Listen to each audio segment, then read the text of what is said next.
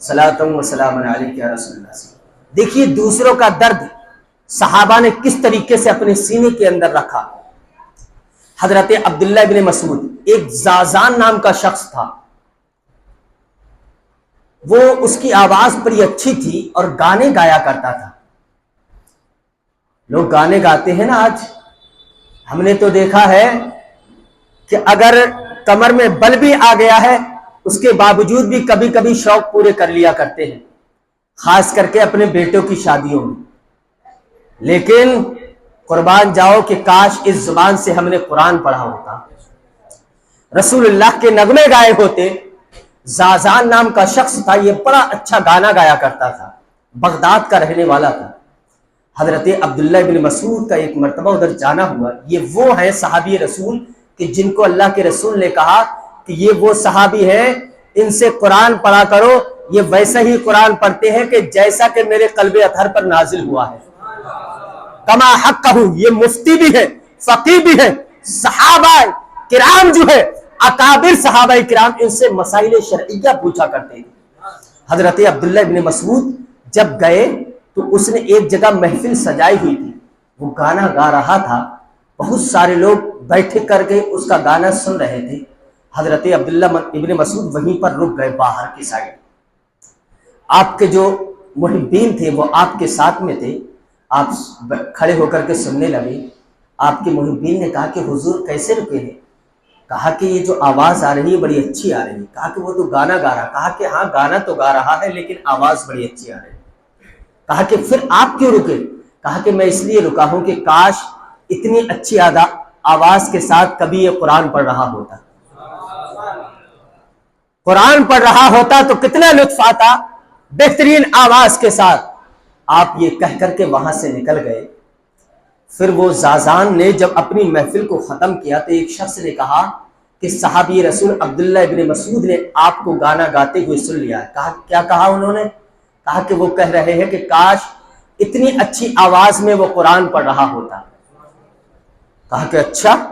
کہا کہ مجھے لے کر کے چلو ان کے پاس۔ تھوڑی دیر وہ رکا، رکنے کے بعد آنکھوں سے آنسو نکلے، داڑھی پہ آ کر کے گرے۔ اس کے بعد کہا کہ مجھے ان کا کوئی ایڈریس دے سکتا ہے؟ کہا کہ ہاں وہ فلاں جگہ پر رکے ہوئے ہیں۔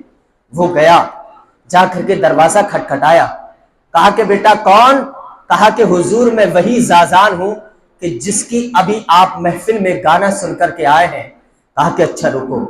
آپ نے دروازہ کھولا۔ کہا کیسے آئے ہو؟ کہا کہ آپ نے وہاں کھڑے ہو کر کے کہا تھا کہ کاش یہ قرآن پڑھ رہا ہوتا اس آواز سے۔ تو اس زازان نے کہا کہ حضور آپ نے کہا تھا میں آ گیا ہوں، اب مجھے قرآن پڑھنا سکھا دیجیے۔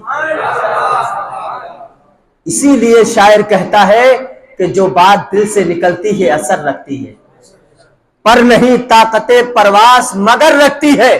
میرے دوستو دعا، انسان کی زبان ایک ایسی چیز ہوتی ہے جو انسان کے حالات بدل دیتی ہے۔ جنید بغدادی کہتے ہیں کہ ایک مرتبہ میں اپنے ماموں کے ساتھ جا رہا تھا بغداد میں۔ ان کے ماموں ہیں سری سختی اور ان کے پیر بھی ہیں۔ کہتے ہیں کہ ہم جا رہے تھے روڈ پہ نکل کر کے، ماموں کے ہاتھ میں چھڑی تھی، ایک شرابی پڑا ہوا تھا، لوگ بھیڑ لگا کر کے کھڑے ہوئے تھے۔ کہتے ہیں لوگ بھیڑ لگا کر کے کھڑے ہوئے تھے۔ جنید بغدادی نے کہا کہ میرے ماموں نے مجھ سے کہا کہ بیٹا رکو۔ کہا کہ حضور کیا ہوا؟ کہا کہ دیکھ کر کیا ہو، بھیڑ کیوں لگی ہے؟ کہتے ہیں کہ میں گیا، میں نے جا کر کے دیکھا تو ایک شرابی پڑا ہوا ہے روڈ پر اور لوگ تماشائی بن کر کے وہاں پر اسے دیکھ رہے ہیں۔ تو آپ نے آ کر کے بتایا۔ کہا کہ اچھا؟ کہا کہ چلو مجھے لے کر کے چلو اس کے پاس، شرابی کے پاس۔ جنید بغدادی کہنے لگا حضور وہ تو شرابی ہے، وہ تو انڈ سنڈ باتیں کر رہا ہے نشے کی حالت میں، آپ وہاں جا کر کے کیا کریں گے؟ کہا کہ نہیں مجھے لے کر کے چلو۔ آپ گئے اس کے قریب، آپ نے پانی منگایا، سارے لوگ جتنے کھڑے تھے آپ نے انہیں ڈانٹ لگائی، کہا کہ چلو بھاگو یہاں سے۔ پہلے کے لوگ بڑے بوڑھوں کی حیا بھی کیا کرتے تھے، بڑے بوڑھوں نے جو کہہ دیا ان کی بات پہ لبیک کہتے ہوئے وہ وہاں سے روانہ ہو جاتے تھے۔ آج کا نوجوان تو ایسا ہے کہ 13 سال کے بعد جیسی بالغ ہوتا ہے، اگر سفید داڑھی والا بھی اس سے کوئی بات کرتا ہے تو ایسا لگتا ہے کہ ابھی گلا پکڑ کر کے دبا دے گا۔ اس طرح کا جنون اپنے بھائی اپنے بزرگوں کے لیے ہمارے نوجوانوں کی باڈی میں اور ان کی نسوں کے اندر چل رہا ہے، لیکن پہلے کے بزرگ اگر ایک کلمہ کہہ دیا کرتے تھے سارے لوگ ایکسائٹ ہو جاتے تھے۔ سری سختی نے جنید بغدادی کے ماموں نے ایک ڈانٹ لگائی، سارے لوگ باہر، آپ نے پانی منگایا اور اس کے منہ کو دھل دیا۔ جنید بغدادی نے کہا کہ ماموں جان آپ نے منہ کیوں دھلا؟ کہا کہ میں منہ ہی دھل سکتا تھا اس لیے دھل دیا، اور میں نے اس لیے دھلا ہے کہ اب جتنے لوگوں نے جان لیا کہ اس نے شراب پی تھی اب وہ تو جان گئے، اس کے علاوہ اب دوسرے لوگ نہ جان سکے، اس کے شرابی ہونے کے گواہ نہ بن سکے، اس لیے میں نے اس کے منہ کو دھل دیا ہے کہ شراب کی بدبو نہیں آئے۔ جنید بغدادی کہتے ہیں رب کعبہ کی قسم حضرت سری سختی نے جب اس کے منہ کو دھلا ہے، تھوڑے آگے چل کر کے آپ نے دعا کی رب کی بارگاہ میں، کہا کہ مولا میں تو تیرا کمزور بنتا ہوں لیکن تو بڑا طاقتور ہے، میں منہ ہی دھل سکتا ہوں دل نہیں دھل سکتا، منہ میرے دھلنے کا کام تھا میں نے دھل دیا ہے، اب دل کو دھلنا تیرا کام ہے رب کعبہ کی قسم۔ جنید بغدادی کہتے ہیں کہ ہم گئے ہیں گھر پر، قیام گاہ پر پہنچے ہیں، رات کو جب ہم اٹھے ہیں تہجد کی نماز کے لیے، میں نے ماموں جان کو وضو کرایا ہے، وضو کرنے کے بعد تہجد گھر میں ادا کی ہے، اس کے بعد جامع مسجد کی طرف گئے ہیں۔ جنید بغدادی کہتے ہیں کہ جو کل دوپہر میں شرابی باہر شراب پی کر کے روڈ پہ پڑا ہوا تھا، رب کعبہ کی قسم سری سختی کی دعا کا اثر یہ تھا کہ تہجد کے وقت میں وہ شخص مسجد کے اندر اللہ کی عبادت کر رہا ہے۔ اسی لیے ہم کہتے ہیں کہ میں تو ڈوب رہا تھا لیکن سمندر نے اچھال دیا، یہ دعاؤں کا اثر ہوا کرتا ہے۔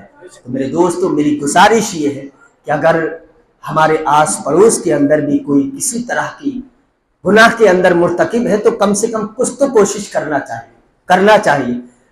دیکھو اللہ رب العزت سے بڑی طاقت کوئی طاقت نہیں ہے، اگر آپ کوشش کریں گے تو رب تعالیٰ غیب سے مدد کرتا ہے، غیب سے جب مدد ہوگی تو دنیا کی کوئی طاقت آپ کو ہلا نہیں سکتی۔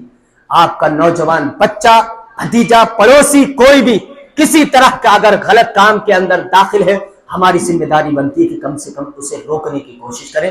اللہ تعالی ہم سبوں کو عمل خیر کی توفیق عطا فرمائے، میرے بولنے میں کوئی غلطی ہوئی ہو معاف فرمائے۔ وآخر دعوانا ان الحمدللہ رب العالمین۔